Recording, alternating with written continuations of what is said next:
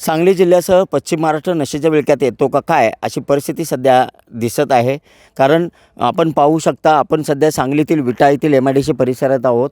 या माऊली इंडस्ट्रीजमध्ये MD ड्रगचा कारखाना होता आणि तो LCB पोलिसांनी उद्ध्वस्त केलेला आहे. या ठिकाणी छापा मारून आणि 30 कोटीचा MD ड्रगचा मुद्देमाल LCBचे प्रमुख सतीश शिंदे आणि त्यांच्या पोलीस सहकाऱ्यांनी जप्त केलेला आहे. या प्रकरणी 3 आरोपींना अटक केलेली आहेत आणि हे आरोपी गुजरातचे आहेत आणि एक आरोपी मुंबईचा आहे आणि एक आरोपी इथला स्थानिक विट्याचा आहे.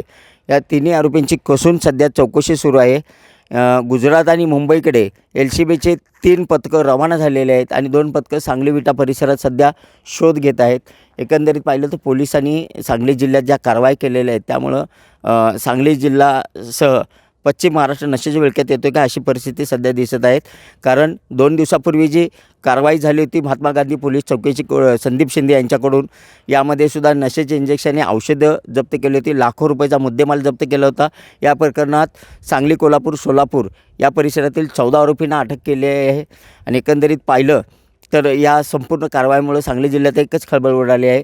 त्यामुळं या संपूर्ण परिसरात सध्या आपण पाहू शकता पोलीस बंदोबस्त या ठिकाणी लावण्यात आलेले आहेत आणि शोध मोहीम युद्ध पातळीवर सध्या सुरू आहे. कॅमेरामन सुजितसोबत मी शंकर देवकुळे, TV9 मराठी, सांगली.